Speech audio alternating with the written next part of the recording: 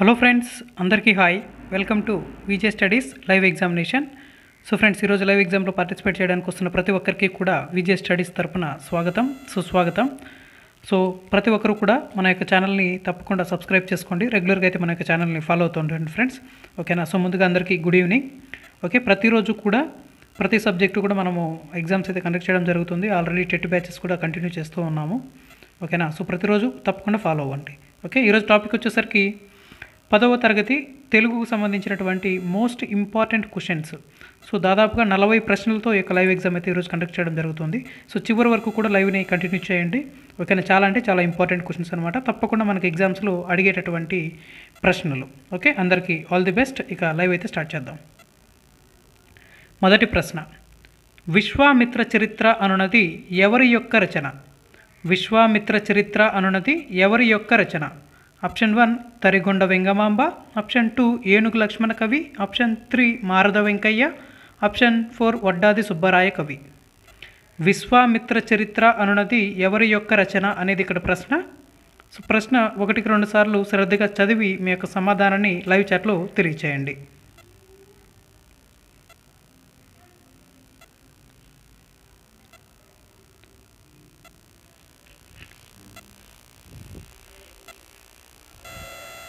మరి ఈ ప్రశ్నకి సరైన సమాధానం option 2 is the right answer. Option 2 ఏనుగు లక్ష్మణ కవి. విశ్వామిత్ర చరిత్ర అనున్నది ఏనుగు లక్ష్మణ కవి యొక్క రచన అన్నమాట. Okay, option 2 is the correct answer. Next మనం తదుపరి ప్రశ్నలోకి వెళ్దాం. అమరావతికి సమీపంలో వైకుంఠపురంలో వెంకటేశ్వర స్వామి ఆలయాన్ని నిర్మించినది ఎవరు? అమరావతికి సమీపంలో వైకుంఠపురంలో వెంకటేశ్వర స్వామి ఆలయాన్ని నిర్మించినది ఎవరు? ఆప్షన్ 1 శ్రీకృష్ణదేవరాయలు, ఆప్షన్ 2 నాగార్జునుడు, ఆప్షన్ 3 రాజా వాసిరెడ్డి వెంకటాద్రినాయుడు, ఆప్షన్ 4 యజ్ఞశ్రీ శాతకర్ణి. అమరావతికి సమీపంలో వైకుంఠపురంలో వెంకటేశ్వర స్వామి ఆలయాన్ని నిర్మించినది ఎవరు అనేది ఇక్కడ ప్రశ్న.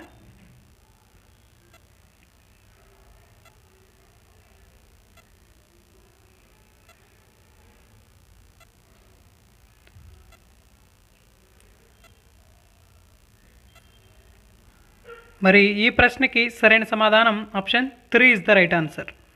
రాజా Vasireddy Venkatadrinayudu. Option 3 is the correct answer.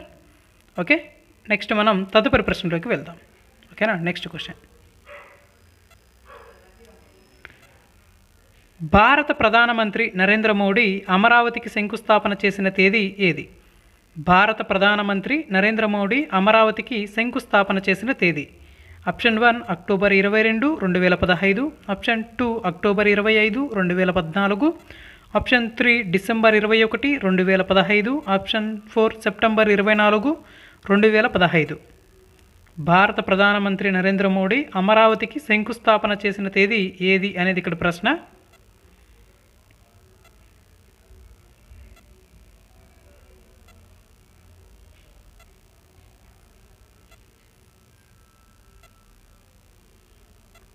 మరి ఈ ప్రశ్నకి సరైన సమాధానం option 1 is the right answer. Option 1 October 22, 2015న మన ప్రధానమంత్రి అమరావతికి శంకుస్థాపన చేయడం జరిగింది. Okay, option 1 is the correct answer. జానపదుని జాబు పాఠ్యభాగం యొక్క ఇతివృత్తం ఏది? జానపదుని జాబు పాఠ్యభాగం యొక్క ఇతివృత్తం. ఆప్షన్ 1 ప్రకృతి వర్ణన, ఆప్షన్ 2 శ్రమ పట్ల గౌరవం, ఆప్షన్ 3 విలువలు, ఆప్షన్ 4 మానవ సంబంధాలు. జానపదుని జాబు పాఠ్యభాగం యొక్క ఇతివృత్తం ఏది అనేది ఇక్కడ ప్రశ్న. సో ప్రశ్న 1-2 సార్లు శ్రద్ధగా చదివి మీ యొక్క సమాధానాన్ని లైవ్ చాట్లో తెలియచేయండి.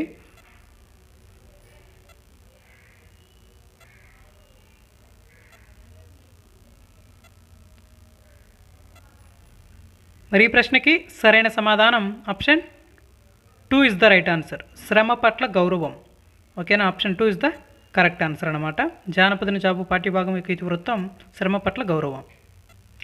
ఓకే, కరెక్ట్గా ఆన్సర్ చేసిన వాళ్ళందరూ కూడా ఒక మార్క్ అయితే చక్కగా యాడ్ చేసుకోండి. నెక్స్ట్ మనం తదుపరి ప్రశ్నలోకి వెళ్దాం. ఓకేనా, నెక్స్ట్ క్వశ్చన్. ఆంధ్రప్రదేశ్ రాజధాని అమరావతికి గల పూర్వనామము ఏది? ఆంధ్రప్రదేశ్ రాజధాని అమరావతికి గల పూర్వనామము. ఆప్షన్ 1 ధాన్యకటకము, ఆప్షన్ 2 ధరణికోట, ఆప్షన్ 3 1 మరియు 2, ఆప్షన్ 4 1 మాత్రమే.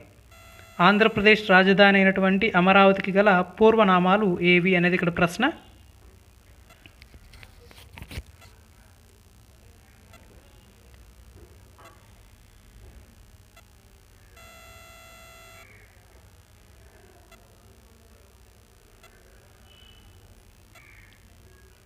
మరి ఈ ప్రశ్నకి సరైన సమాధానం option 3 is the right answer. Option 3 1 మరియు 2 అంటే ధాన్యకటకం అన్న ధరణికోట అన్న 2 1.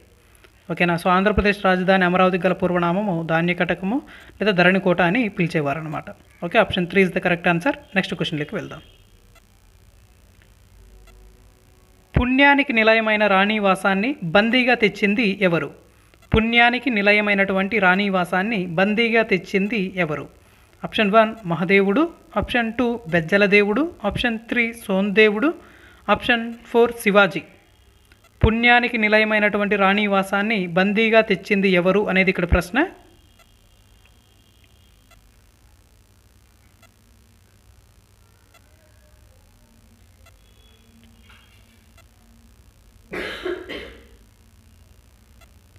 మరి ఈ ప్రశ్నకి సరైన సమాధానం option 3 is the right answer. Sondevudu. పుణ్యానికి నిలయమైనటువంటి రాణివాసాన్ని బందీగా తెచ్చింది సోందేవుడు అనమాట. Option 3 is the correct answer. Okay, so కరెక్ట్గా ఆన్సర్ చేసిన వాళ్ళందరూ కూడా ఒక మార్క్ అయితే చక్కగా యాడ్ చేసుకోండి. ఓకే, చాలా ఇంపార్టెంట్ ఈ ప్రశ్న కూడా. ఓకేనా, బాగా గుర్తుపెట్టుకోండి ఫ్రెండ్స్. ఓకే, తప్పకుండా అడిగేదానికి అవకాశం ఉంటాయి ఇటువంటి ప్రశ్నలు.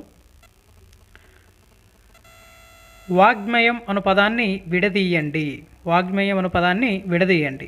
ఆప్షన్ 1 వాక్ ప్లస్ మయం, ఆప్షన్ 2 వాజ్ ప్లస్ మయం, ఆప్షన్ 3 వాట్ ప్లస్ మయం, ఆప్షన్ 4 వాక్ ప్లస్ తన్మయం. వాగ్మయం అను పదాన్ని విడదీయగా వచ్చేటటువంటి పదం ఏది అనేది ఇక్కడ ప్రశ్న.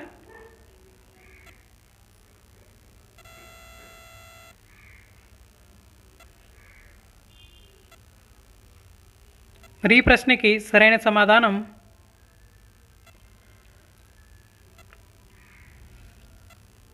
Option 1 is the right answer. Option 1 వాక్ ప్లస్ మయం.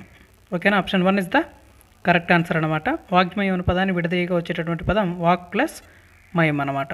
ఓకేనా, సో పదాలు విడదీసే పదాలు అడుగుతారు, అదేవిధంగా కలిపేటటువంటి పదాలు అంటే సందులు సమాసాలు వీటికి సంబంధించి కూడా ప్రశ్నలు అడుగుతూ ఉంటారు. కాబట్టి ప్రతి టాపిక్ కూడా బాగా చెక్ చేసుకోండి. ఓకే, నెక్స్ట్ క్వశ్చన్లోకి వెళ్దాం. సంధి విగ్రహం అను పదాలను తెలుగులోకి అనువాదించిన వారు ఎవరు? సంధి విగ్రహం అను పదాలను తెలుగులోకి అనువాదించిన వారు ఎవరు? Option 1 Vishnu Sharma, option 2 Chinnayya Suri, option 3 Kandukuri Veeresalingam, option 4 Sinare. సంధి విగ్రహం అను పదాలను తెలుగులోకి అనువాదించిన వారు ఎవరు అనేది ఇక్కడ ప్రశ్న.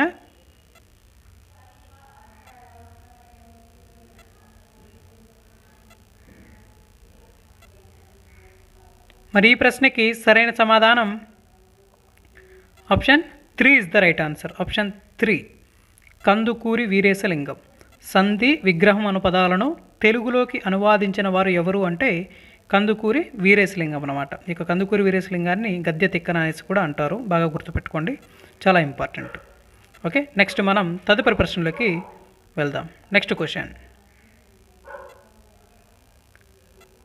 శ్రీకృష్ణదేవరాయలు ఆస్థానంలో అష్టదిగ్గజ కవులలో ఒకటిగా ఎవరిని పేర్కొంటారు? శ్రీకృష్ణదేవరాయలు ఆస్థానంలో అష్టదిగ్గజ కవులలో ఒకటిగా ఎవరిని పేర్కొంటారు? Option 1 Baddena, option 2 Dasarathi, option 3 Dhurjati, option 4 2 మరియు 3. శ్రీకృష్ణదేవరాయల యొక్క ఆస్థానంలో అష్టదిగ్గజ కవులలో ఒకటిగా ఈ క్రింది వారిలో ఎవరిని పేర్కొంటారు అనేది ఇక్కడ ప్రశ్న.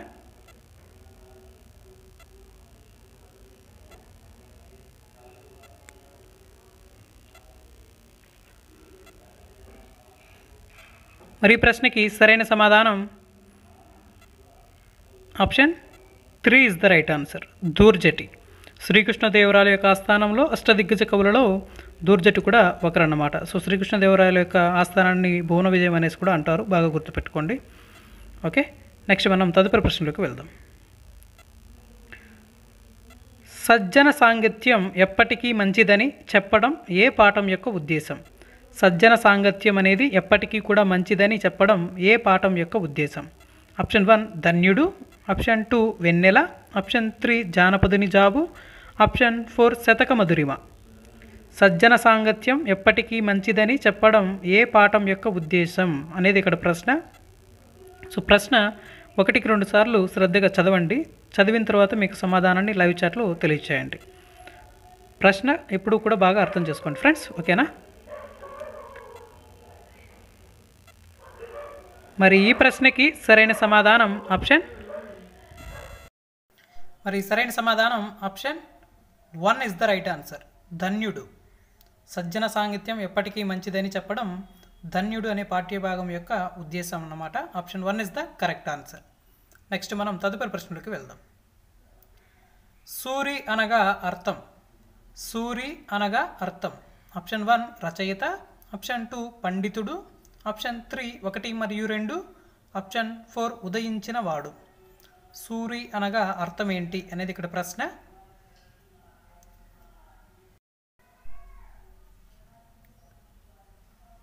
మరి ఈ ప్రశ్నకి సరైన సమాధానం option 2 is the right answer. Option 2 పండితుడు. సూరి అనగా అర్థం ఏంటి అంటే పండితుడు అనేసి అంటారనమాట. ఇక సూర్య అనేది పరవస్తు చెన్నై సూరి గారి యొక్క బిరుదు అనమాట. పరవస్తు చెన్నై సూరి బాల వ్యాకరణాన్ని రచించినటువంటి పరవస్తు చెన్నై సూరి యొక్క బిరుదు వచ్చేసి సూర్య అనమాట. బాగా గుర్తుపెట్టుకోండి, చాలా ఇంపార్టెంట్ అయినటువంటి ప్రశ్న ఇది కూడా. సో తప్పకుండా అడిగేదానికి అవకాశం ఉన్నటువంటి ఈ ప్రశ్నలు. ఓకే, నెక్స్ట్ మనం తదుపరి ప్రశ్నలోకి అయితే వెళ్దాం. ఓకే, కరెక్ట్గా ఆన్సర్ చేసిన వాళ్ళు 1 మార్క్ అయితే యాడ్ చేసుకోండి. నెక్స్ట్ క్వశ్చన్లోకి వెళ్దాం. ఈ క్రింది వారిలో క్విట్ ఇండియా ఉద్యమంలో పాలు పంచుకున్నటువంటి రచయిత ఎవరు? ఈ క్రింది వారిలో క్విట్ ఇండియా ఉద్యమంలో పాలు పంచుకున్న రచయిత ఎవరు? Option 1 Rayaprolu Subbarao, option 2 Venkata Seshayya Sastri, option 3 Vidwan విశ్వం, ఆప్షన్ 4 బోయ్ భీమన. ఈ క్రింది వారిలో క్విట్ ఇండియా ఉద్యమంలో పాలు పంచుకున్నటువంటి రచయిత ఎవరు అనేది ఇక్కడ ప్రశ్న. సో ప్రశ్న 1-2 సార్లు శ్రద్ధగా చదివి మీ యొక్క సమాధానాన్ని లైవ్ చాట్లో తెలియచేయండి. సో ఆప్షన్స్ అన్నీ కూడా చాలా క్లియర్గా ఇవ్వడం జరిగింది ఫ్రెండ్స్. ఓకే, సో ప్రతి ఆప్షన్ కూడా బాగా పరిశీలించి మీ యొక్క సమాధానాన్ని లైవ్ చాట్లో తెలియచేయండి. క్విట్ ఇండియా ఉద్యమంలో పాలు పంచుకున్న రచయిత ఎవరు అనేది ఇక్కడ ప్రశ్న. మరి సరైన సమాధానం option 4 is the right answer. Option 4 బోయి భీమన్న. క్విట్ ఇండియా ఉద్యమంలో పాలు పంచుకున్నటువంటి రచయిత బోయి భీమన్న అన్నమాట. Okay, option 4 is the correct answer. Next question. ప్రకృతి వర్ణన ఇతివృత్తంగా గల పాఠ్యభాగం ఏది? ప్రకృతి వర్ణన ఇతివృత్తంగా గల పాఠ్యభాగం. ఆప్షన్ 1 వెన్నెల, ఆప్షన్ 2 ధన్యుడు, ఆప్షన్ 3 మాతృభావన, ఆప్షన్ 4 అమరావతి. ప్రకృతి వర్ణన ఇతివృత్తంగా గల పాఠ్యభాగం ఏది అనేది ఇక్కడ ప్రశ్న.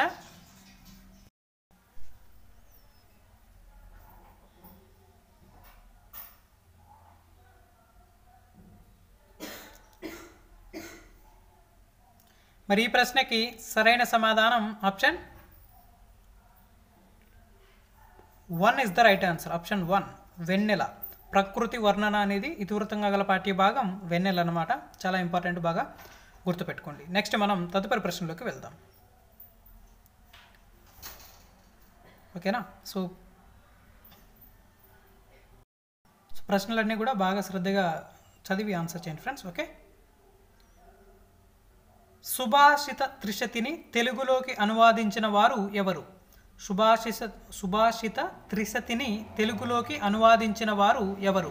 Option 1 Enugu Lakshmana Kavi, option 2 Bhartrihari, option 3 Marada Venkayya, option 4 Baddena. సుభాషిత త్రిశతిని తెలుగులోకి అనువాదించిన వారు ఎవరు అనేది ఇక్కడ ప్రశ్న.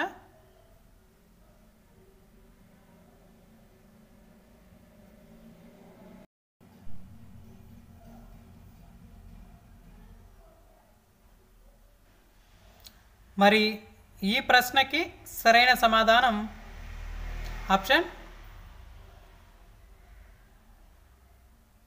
1 is the right answer. Option 1 Enugu Lakshmana కవి. సుభాషిత త్రిశతిని తెలుగులోకి అనువాదించిన వారు ఏనుగు లక్ష్మణ కవి అన్నమాట. చాలా ఇంపార్టెంట్, బాగా గుర్తుపెట్టుకోండి ఫ్రెండ్స్. ఓకే, తప్పకుండా అడిగే దానికి అవకాశం ఉంటాయి. నెక్స్ట్, ఈ క్రింది వారిలో పంచతంత్ర రచయిత ఎవరు? ఈ క్రింది వారిలో పంచతంత్ర రచయితగా ఎవరిని పేర్కొంటారు? Option 1 Vishnu Sharma, option 2 Lakshminarayana, option 3 Chinnaiah Suri, option 4 Venkata Sastri. ఈ క్రింది వారిలో పంచతంత్ర రచయితగా ఎవరిని పేర్కొంటారు అనేది ఇక్కడ ప్రశ్న.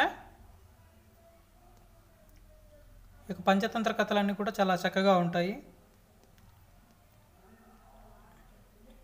సో మరి ఈ ప్రశ్నకి సరైన సమాధానం option 1 is the right answer. Option 1 Vishnu Sharma. ఈ క్రింది వారిలో పంచతంత్ర రచయితగా ఎవరిని పేర్కొంటారు అంటే విష్ణు శర్మని పేర్కొంటారనమాట పంచతంత్ర రచయితగా. ఓకేనా, చాలా ఇంపార్టెంట్ ఫ్రెండ్స్, బాగా గుర్తుపెట్టుకోవాలి. ఓకేనా, సో తప్పకుండా అడిగేదానికి అవకాశం ఉన్నటువంటి ప్రశ్న. ఓకే, నెక్స్ట్ మనం తదుపరి ప్రశ్నలోకి వెళ్దాం. Okay, next question. ధన్యుడు పాఠ్యభాగం దేని నుండి గ్రహించబడింది? ధన్యుడు పాఠ్యభాగం దేని నుండి గ్రహించబడింది? Option 1 Hitopadesham, option 2 Mitralabham, option 3 Andhra Kadambari, option 4 Panchatantram. ధన్యుడు పాఠ్యభాగాన్ని దేని నుండి స్వీకరించడం జరిగింది అనేది ఇక్కడ ప్రశ్న. సో ప్రతి ఆప్షన్ కూడా 1-2 సార్లు శ్రద్ధగా చెక్ చేయండి.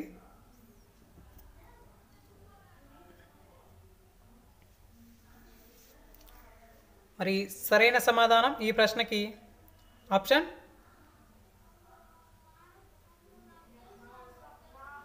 2 is the right answer. Option 2 Mitralabham. Okay, option 2 is the correct answer. ధన్యుడు పాఠ్యభాగాన్ని మిత్రలాభం అనే దాని నుంచి స్వీకరించడం జరిగిందనమాట. Okay, option 2 is the correct answer. So కరెక్ట్గా ఆన్సర్ చేసిన వాళ్ళు ఒక మార్క్ అయితే చక్కగా యాడ్ చేసుకోండి. నెక్స్ట్ మనం తదుపరి ప్రశ్నలోకి అయితే వెళ్దాం. Okay, next question. బోయి భీమన్న తన రచనలను ఏ పత్రికలో ప్రచురణ చేసేవారు? బోయి భీమన్న తన రచనలను ఏ పత్రికలో ప్రచురణ చేసేవారు? Option 1 Krishnapatrika, option 2 Andhraprabha, option 3 Janavani, option 4 Jai Andhra. బోయి భీమన్న తన యొక్క రచనలను ఏ పత్రికలో ప్రచురణ చేసేవారు అనేది ఇక్కడ ప్రశ్న. సో ఇక్కడ ఆప్షన్స్ అన్నీ కూడా చాలా క్లియర్గా ఇవ్వడం జరిగింది. సో ప్రతి ఆప్షన్ కూడా 1-2 సార్లు శ్రద్ధగా పరిశీలించి మీ యొక్క సమాధానాన్ని లైవ్ చాట్లో తెలియచేయండి. బోయి భీమన్న తన రచనలను ఏ పత్రికలో ప్రచురణ చేసేవారు అనేది ఇక్కడ ప్రశ్న. మరి ఈ ప్రశ్నకి సరైన సమాధానం option 3 is the right answer. Option 3 Janavani. So Janavani అనేటటువంటి పత్రికలో బోయి భీమన్న తన యొక్క రచనలను ప్రచురణ చేసేవారు. Option 3 is the correct. Next question. నీతి చంద్రిక అనునది ఎవరి యొక్క రచన? నీతి చంద్రిక అనునది ఎవరి యొక్క రచన? Option 1 Vishnu Sharma, option 2 Lakshminarayana, option 3 Chinnaiah Suri, option 4 Kandukuri Veeresalingam. Neeti Chandrika అనునది ఎవరి యొక్క రచనగా పేర్కొంటారు అనేది ఇక్కడ ప్రశ్న. చాలా ఇంపార్టెంట్. ఈ యొక్క నీతి చంద్రిక అనేది ఎవరి యొక్క రచన అనేది గత ఎగ్జామ్స్లో అయితే అడగడం జరిగిందనమాట ఈ ప్రశ్న.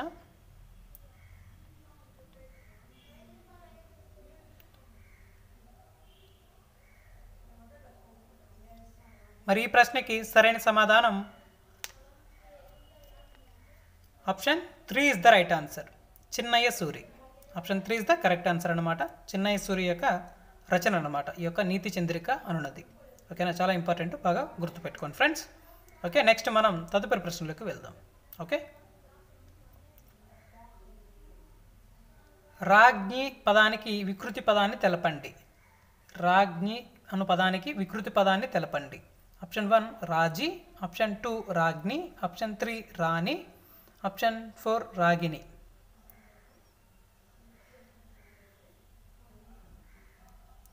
ఇక్కడ ఆప్షన్స్ అన్నీ కూడా చాలా క్లియర్గా ఇవ్వడం జరిగింది. రాజ్ఞి అను పదానికి వికృతి పదాన్ని తెలపండి అనేది ఇక్కడ ప్రశ్న.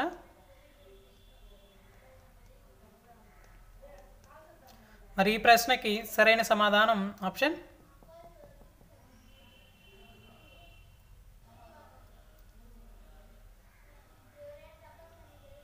3 is the right answer. Option 3 రాణి. సో రాజ్ఞి అనే పదానికి వికృతి పదం రాణి అన్నమాట. Option 3 is the correct answer. So కరెక్ట్గా ఆన్సర్ చేసిన వాళ్ళు ఒక మార్క్ అయితే చక్కగా యాడ్ చేసుకోండి. నెక్స్ట్ మనం తదుపరి ప్రశ్నలోకి వెళ్దాం. Okay, next question. బద్దెన ఏ శతాబ్దానికి చెందినవారు? బద్దెన ఏ శతాబ్దానికి చెందినవారు? ఆప్షన్ 1 18వ శతాబ్దం, ఆప్షన్ 2 12వ శతాబ్దం, ఆప్షన్ 3 13వ శతాబ్దం, ఆప్షన్ 4 17వ శతాబ్దం. బద్దెన ఏ శతాబ్దానికి చెందినవారు అనేది ఇక్కడ ప్రశ్న.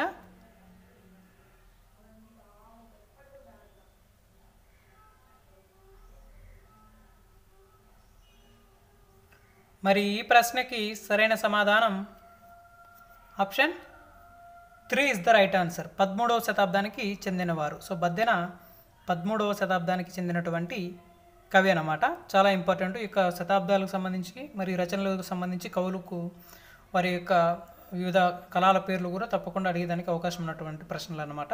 కవులకు సంబంధించి ప్రతి అంశం కూడా బాగా చదవండి friends. Okay, option 3 is the correct answer. Next మనం తదుపరి ప్రశ్నలోకి వెళ్దాం. ఓకేనా? Next question.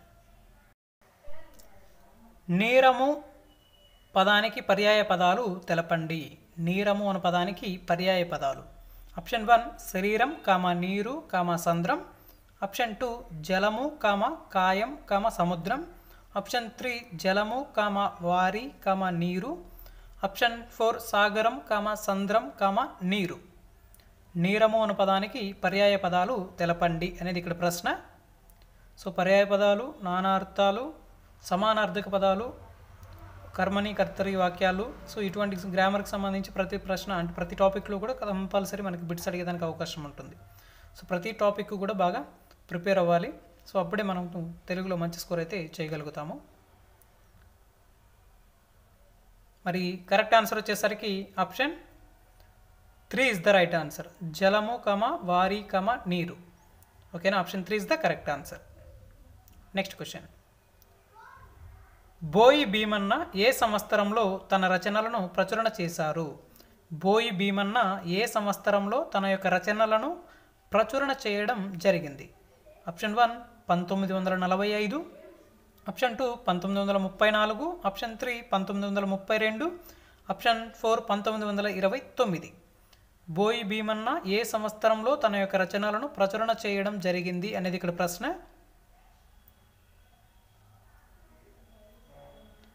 చాలా ఇంపార్టెంట్ కూడా. మరి ఈ ప్రశ్నకి సరైన సమాధానం ఆప్షన్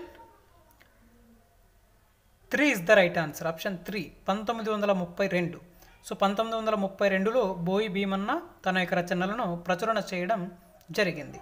సో ఏ పత్రికలో ప్రచురణ చేసేవారు అంటే జనవాణి అనేటటువంటి ఈ పత్రిక. బాగా గుర్తుపెట్టుకోండి. ఓకే, నెక్స్ట్ క్వశ్చన్లోకి వెళ్దాం.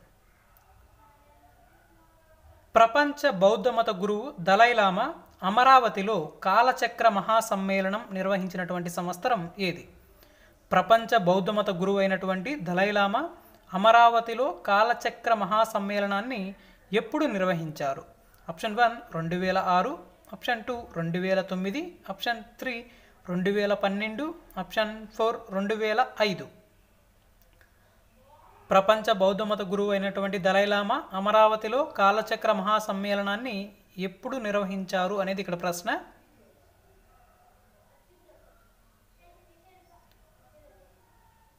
మరి ఈ ప్రశ్నకి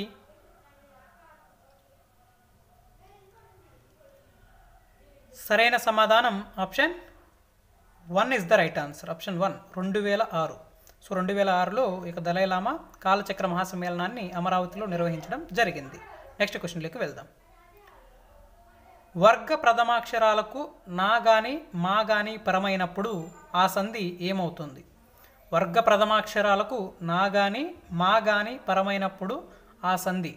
ఆప్షన్ 1 అనునాసిక సంధి, ఆప్షన్ 2 యనాదేశ సంధి, ఆప్షన్ 3 సరళాదేశ సంధి, ఆప్షన్ 4 ఇత్వ సంధి. వర్గ ప్రథమాక్షరాలకు నా గాని మా గాని పరమైనప్పుడు ఆ సంధి ఏ సంధి అగుతుంది అనేది ఇక్కడ ప్రశ్న. ఇక్కడ సంధులకు సంబంధించి ఆ సంధికి సంబంధించినటువంటి సూత్రాన్ని బాగా గుర్తుపెట్టుకోవాలి. మరి ఆ సంధి యొక్క పద విచ్ఛేదనాలను కూడా బాగా గుర్తుపెట్టుకోవాలి. ఓకేనా? సో ప్రశ్న అనేది ఏ విధంగా అయినా అడిగేదానికి అవకాశం ఉంటుంది కాబట్టి మనం అన్ని విధాలుగా కూడా బాగా ప్రిపేర్ అయి ఉండాలి. ఓకేనా? మరి ఈ ప్రశ్నకి సరైన సమాధానం option 1 is the right answer. అనునాసిక సంధి. వర్గ ప్రథమాక్షరాలకు నా గాని మా గాని పరమైనప్పుడు ఆ సంధి అనునాసిక సంధి అవుతుంది. Option 1 is the correct answer. Next మనం తదుపరి ప్రశ్నలకు వెళ్దాం. ఆంధ్రప్రదేశ్ రాజధాని అమరావతి ఏ నదీ తీరాన గలదు? ఆంధ్రప్రదేశ్ రాజధాని అమరావతి ఏ నదీ తీరాన గలదు? ఆప్షన్ 1 తుంగభద్రా నది, ఆప్షన్ 2 కృష్ణా నది, ఆప్షన్ 3 గోదావరి నది, ఆప్షన్ 4 పెన్నా నది. ఆంధ్రప్రదేశ్ రాజధాని అమరావతి ఏ నదీ తీరాన కలదు? చాలా ఇంపార్టెంట్, బాగా గుర్తుపెట్టుకోవాలి. సో ఆంధ్రప్రదేశ్ యొక్క రాజధాని అమరావతి అనేది ఏ నదీ తీరాన ఉంది? చాలా సులభమైనటువంటి ప్రశ్న, మరి చాలా ఇంపార్టెంట్ అయినటువంటి ప్రశ్న కూడా. మరి ఈ ప్రశ్నకి సరైన సమాధానం option 2 is the right answer. Option 2 Krishna నది. సో ఆంధ్రప్రదేశ్ రాజధాని అమరావతి కృష్ణా నదీ తీరాన కలదు. Okay, option 2 is the correct answer. So కరెక్ట్గా ఆన్సర్ చేసిన వాళ్ళు ఒక మార్క్ అయితే యాడ్ చేసుకోండి. నెక్స్ట్ మనం తదుపరి ప్రశ్నలోకి వెళ్దాం. బోయి భీమన్నకు ఏ రచనకు గాను కేంద్ర సాహిత్య అకాడమీ అవార్డు లభించింది? బోయి భీమన్నకు ఏ రచనకు గాను కేంద్ర సాహిత్య అకాడమీ అవార్డు లభించింది? ఆప్షన్ 1 పాలేరు, ఆప్షన్ 2 గుడిసెలు కాలిపోతున్నాయి, ఆప్షన్ 3 పిల్లి శతకం, ఆప్షన్ 4 ఉసారులు. బోయి భీమన్నకు ఏ రచనకు గాను కేంద్ర సాహిత్య అకాడమీ అవార్డు అనేది లభించింది అనేది ఇక్కడ ప్రశ్న. సో ఇక్కడ ప్రశ్న చాలా క్లియర్గా ఇవ్వడం జరిగింది. ప్రతి ఆప్షన్ కూడా 1-2 సార్లు శ్రద్ధగా ప్రశ్న అర్థం చేసుకొని మీ యొక్క సమాధానాన్ని లైవ్ చాట్లో తెలియచేయండి ఫ్రెండ్స్. ఓకేనా? మరి ఈ ప్రశ్నకి సరైన సమాధానం option 2 is the right answer. Option 2 గుడిసెలు కాలిపోతున్నాయి. బోయి భీమన్నకు కేంద్ర సాహిత్య అకాడమీ అవార్డు గుడిసెలు కాలిపోతున్నాయి అనే రచనకు గాను ఇవ్వడం జరిగింది. నెక్స్ట్ మనం తదుపరి ప్రశ్నలోకి వెళ్దాం. వెన్నెల పాఠ్యభాగ రచయిత ఎవరు? వెన్నెల పాఠ్యభాగ రచయిత ఎవరు? Option 1 Boyi Bhimanna, option 2 Erranna, option 3 Chinnaiah Suri, option 4 Pulikanti Krishnareddy. వెన్నెల పాఠ్యభాగ రచయిత ఎవరు అనేది ఇక్కడ ప్రశ్న. సో ప్రతిరోజు కూడా రెగ్యులర్గా మన యొక్క ఛానల్ని ఫాలో అవుతూనండి. సో తప్పకుండా మనం ప్రతి టాపిక్ కూడా అప్డేట్ చేయడం జరుగుతూ ఉంటుంది. ఓకేనా ఫ్రెండ్స్? తప్పకుండా ఈ యొక్క వీడియో నచ్చిన వాళ్ళు ప్రతి ఒక్కరు కూడా లైక్ చేసి మీ యొక్క సపోర్ట్ని అయితే తప్పకుండా తెలియచేయండి. ఓకేనా? సో ఎంతమంది లైక్ చేస్తే నాకు అంత బాగా సపోర్ట్ ఉన్నట్టు నేను భావిస్తాను. సో ప్రతి ఒక్కరు కూడా తప్పకుండా సపోర్ట్ చేసి మన యొక్క ఛానల్ని ముందుకు తీసుకెళ్ళండి ఫ్రెండ్స్. ఓకే, మరి ఈ ప్రశ్నకి సరైన సమాధానం option 2 is the right answer. Errana. వెన్నెల పాఠ్యభాగ రచయిత ఎవరు అంటే ఎర్రన అన్నమాట. Option 2 is the correct answer. Next క్వశ్చన్లోకి వెళ్దాం.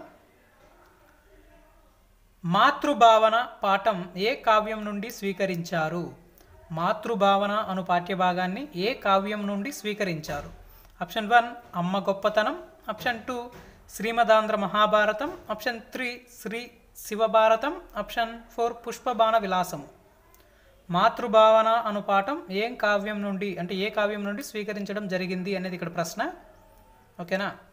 సో ఇటువంటి ప్రశ్నలు కూడా తప్పకుండా మనకి ఎగ్జామ్స్లో అడిగేదానికి అవకాశం ఉన్నటువంటివి. మరి ఈ ప్రశ్నకి సరైన సమాధానం option 3 is the right answer. Option 3 Sri శివభారతం.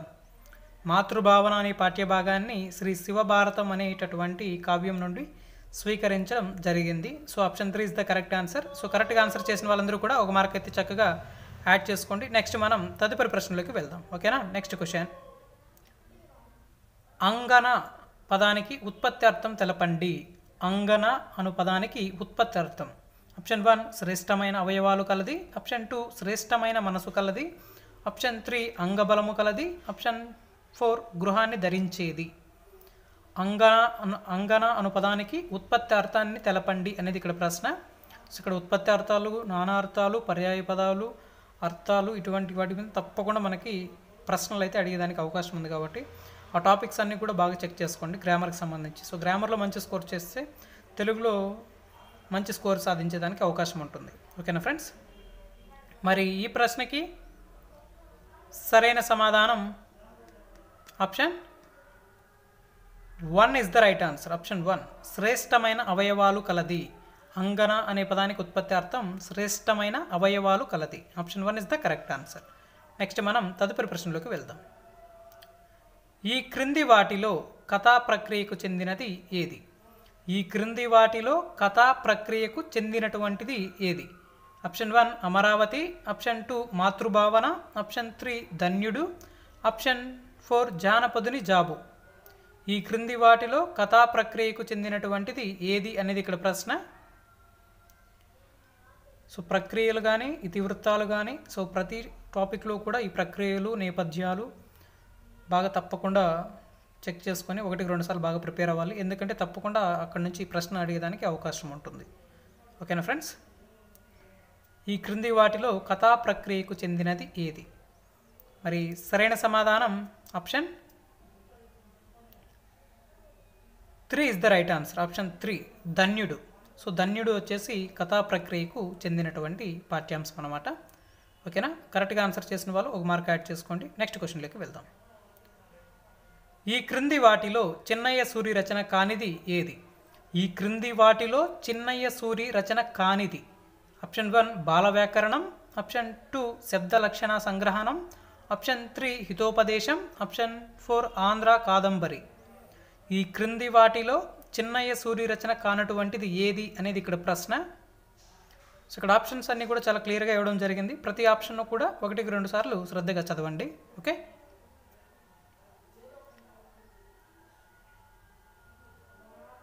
మరి ఈ ప్రశ్నకి సరైన సమాధానం option 3 is the right answer. Option 3 Hitopadesham. So ఇక హితోపదేశం అనేది చిన్నయ్య సూరి రచన కాదనమాట. ఓకేనా? మిగతావన్నీ కూడా చిన్నయ్య సూరికి సంబంధించినటువంటి రచనలు. బాల వ్యాకరణము, ఆంధ్ర కాదంబరి, శబ్ద లక్షణ సంగ్రహణం. ఓకే, నెక్స్ట్ మనం తదుపరి ప్రశ్నలోకి వెళ్దాం. ఎర్రన్న భారతాన్ని ఎవరికి అంకితం ఇచ్చాడు? ఎర్రన్న భారతాన్ని ఎవరికి అంకితం ఇచ్చాడు? ఆప్షన్ 1 రాజరాజ నరేంద్రునికి, ఆప్షన్ 2 అహోబిలం నరసింహస్వామికి, ఆప్షన్ 3 వేమారెడ్డికి, ఆప్షన్ 4 రాజా విక్రమాదిత్య. ఎర్రన్న భారతాన్ని ఎవరికి అంకితం ఇచ్చాడు అనేది ఇక్కడ ప్రశ్న.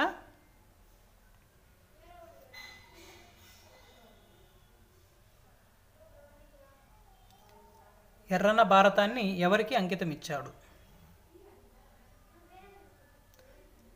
మరి ఈ ప్రశ్నకి సరైన సమాధానం ఆప్షన్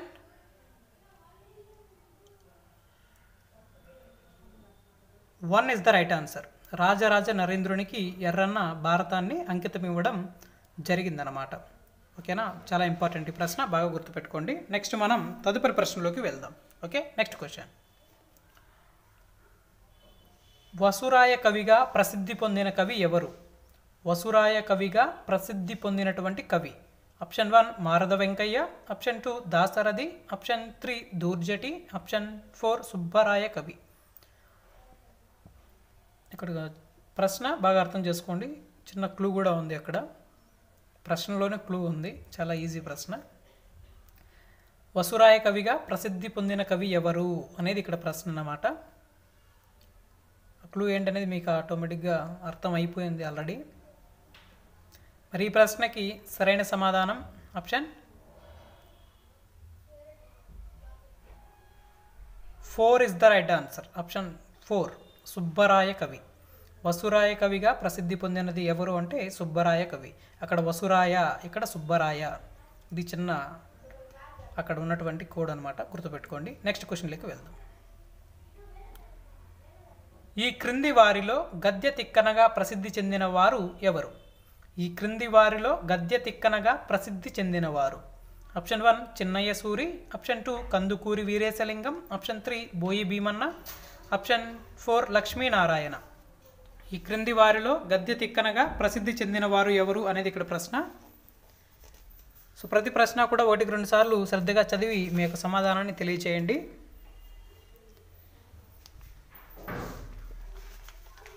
మరి ఈ ప్రశ్నకి సరైన సమాధానం ఆప్షన్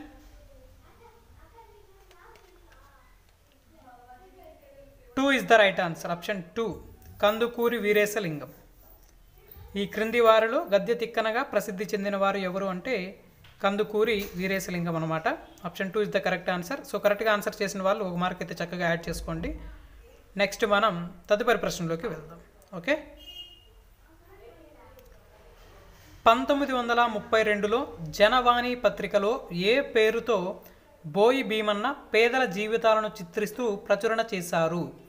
1932లో జనవాణి పత్రికలో ఏ పేరుతో బోయి భీమన్న పేదల జీవితాలను చిత్రిస్తూ ప్రచురణ చేయడం జరిగింది? ఆప్షన్ 1 జానపదుని జాబులు, ఆప్షన్ 2 శ్రీవాణి లేఖలు, ఆప్షన్ 3 పల్లెటూరి లేఖలు, ఆప్షన్ 4 అన్నదాత లేఖలు. 1932లో జనవాణి పత్రికలో ఏ పేరుతో బోయి భీమన్న పేదల యొక్క జీవితాలను చిత్రిస్తూ ప్రచురణ చేయడం జరిగింది అనేది ఇక్కడ ప్రశ్న అన్నమాట.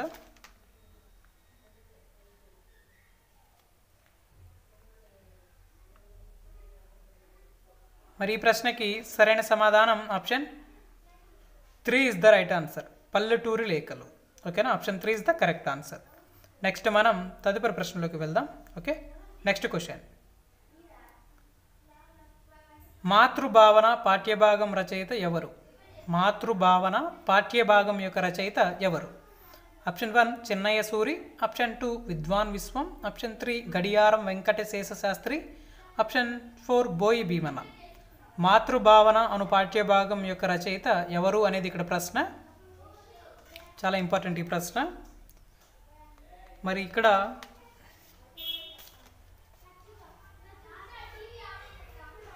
సరైన సమాధానం వచ్చేసరికి ఈ ప్రశ్నకి option 3 is the right answer. Option 3 గడియారం వెంకటశేష శాస్త్రి. మాతృభావన అను పాఠ్యభాగం రచయిత ఎవరు అంటే గడియారం వెంకటశేష శాస్త్రి. ఇక్కడ గడియారం వెంకటశేష శాస్త్రి అనే పేరు చెప్పగానే మనకు గుర్తుకు రావాల్సింది శ్రీ శివభారతము. ఓకేనా, శ్రీ శివభారతం అనేది గుర్తుకు రావాలి. Okay, option 3 is the correct answer. Next మనం తదుపరి ప్రశ్నలోకి వెళ్దాం. తరిగొండ వెంగమాంబ ఏ శతాబ్దానికి చెందిన రచయిత్రి?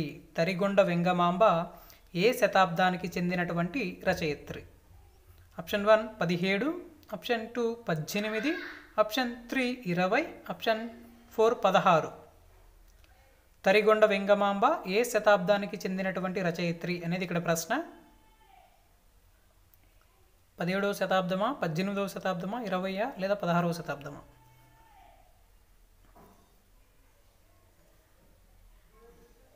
మరి ఈ ప్రశ్నకి సరైన సమాధానం option 2 is the right answer. Option 2 18వ శతాబ్దం. తరిగొండ వెంగమాంబ 18వ శతాబ్దానికి చెందినటువంటి రచయిత్రి అనమాట. చాలా ఇంపార్టెంట్ తరిగొండ వెంగమాంబ. తప్పకుండా మనకి ఈ యొక్క రచయితలు మరియు వాళ్ళ శతాబ్దాలకు సంబంధించి తప్పకుండా ప్రశ్న అడిగేదానికి అవకాశం ఉంటుంది. ఓకే, నెక్స్ట్ ప్రశ్న వచ్చి పంచతంత్ర కథలను విష్ణు శర్మ ఎన్ని భాషల్లోకి అనువాదించారు? పంచతంత్రం కథలను విష్ణు శర్మ ఎన్ని భాషల్లోకి అనువాదించారు? Option 1 100, option 2 170, option 3 200, option 4 150. Panchatantram కథలను విష్ణు శర్మ ఎన్ని భాషల్లోకి అనువాదించడం జరిగింది అనేది ఇక్కడ ప్రశ్న. చాలా ఇంపార్టెంట్. ఇక పంచతంత్ర కథలకు సంబంధించి తప్పకుండా బిట్స్ అడిగేదానికి అవకాశం ఉంటుంది. మరి ఈ ప్రశ్నకి సరైన సమాధానం ఆప్షన్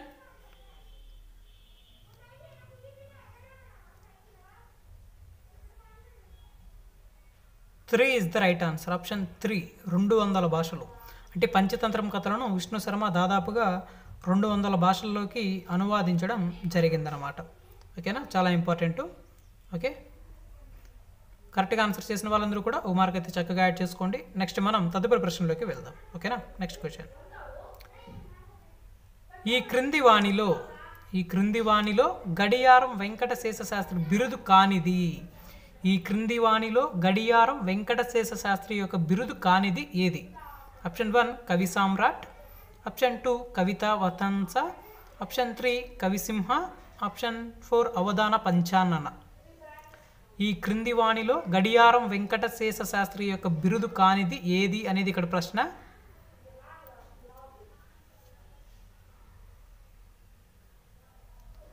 మరి ఈ ప్రశ్నకి సరైన సమాధానం వచ్చేసరికి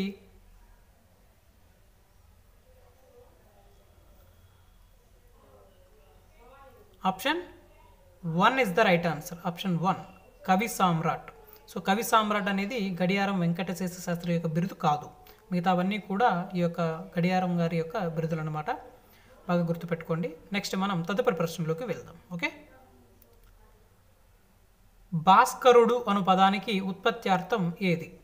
భాస్కరుడు అను పదానికి ఉత్పత్త్యార్థం ఆప్షన్ 1 నీటికి నిలయమైన వాడు, ఆప్షన్ 2 కాంతి కిరణములు కలవాడు, ఆప్షన్ 3 ఉత్తమ గుణాలు కలవాడు, ఆప్షన్ 4 పద్మాలను అలంకరించువాడు. భాస్కరుడు అను పదానికి ఉత్పత్త్యార్థం ఏది అనేది ఇక్కడ ప్రశ్న.